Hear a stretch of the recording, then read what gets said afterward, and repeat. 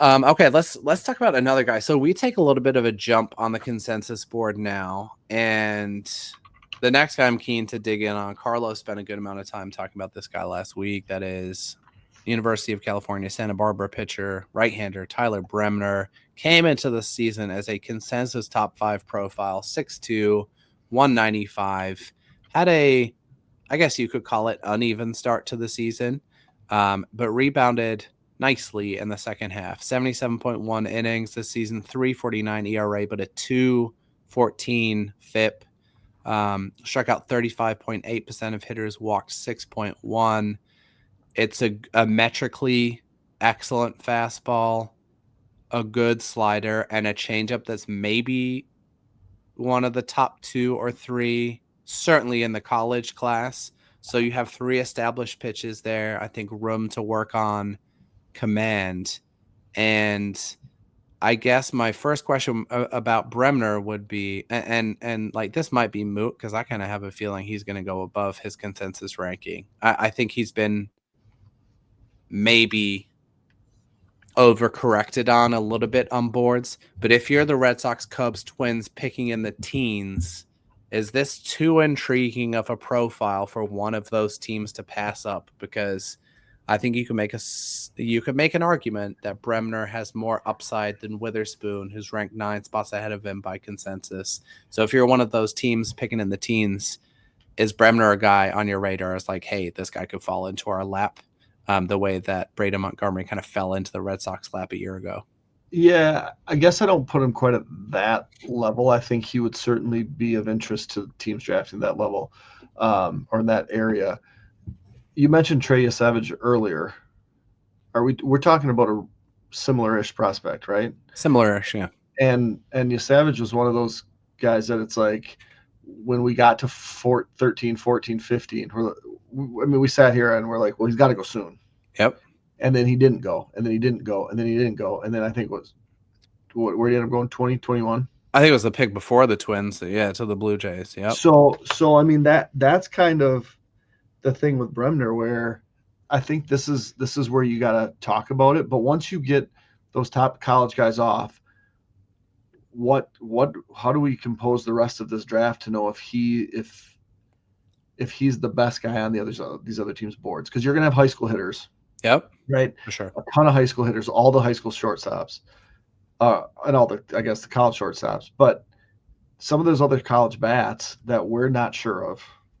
Right. Yep. The Ike Irishes of the world that it's like they would be good in the late teens, but then you see him in mocks in the top 10. He's got to be number 1 on someone's board. I think what's going to end up happening is he's going to be 2 or 3 on a lot of teams' boards when they come up, and then tumble a little bit. So yep. if he's available in the Twins draft, I would certainly hope that they give him a lot of thought. Mm-hmm.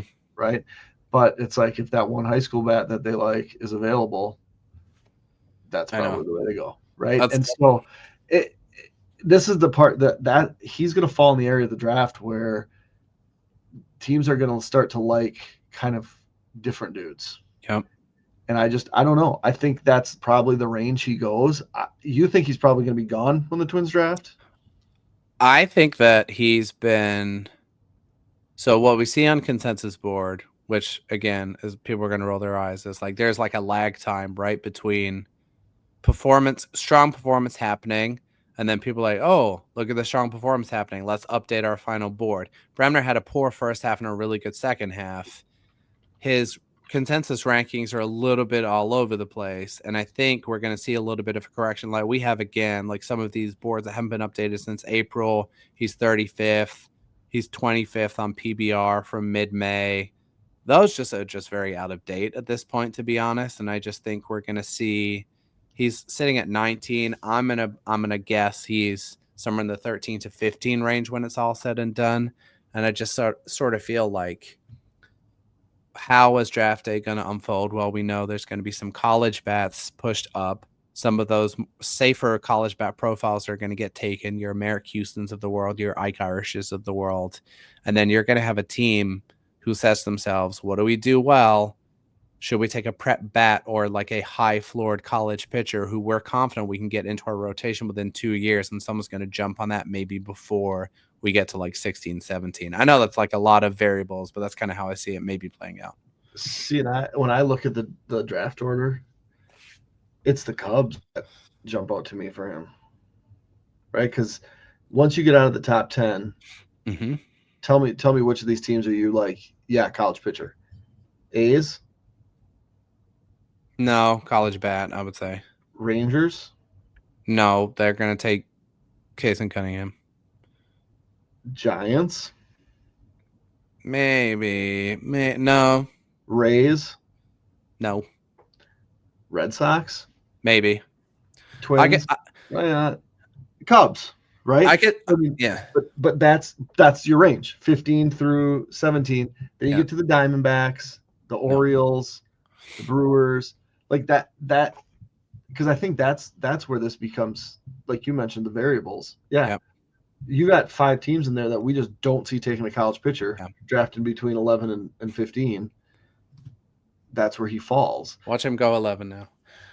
I like the Red Sox potentially as a fit there. Like at the front end of that range, like they have Twins people in their pitching department. They've been doing a lot of interesting Devers trade aside. They've been what is that? I don't know what we talked about that. They've been doing a lot of interesting things with their pitching, so I do think they're potentially an option. But yeah, I like that shout for the Cubs a ton. That fits too with the Cubs like really bat heavy system. Not that you're drafting for need, but I could definitely use more arms.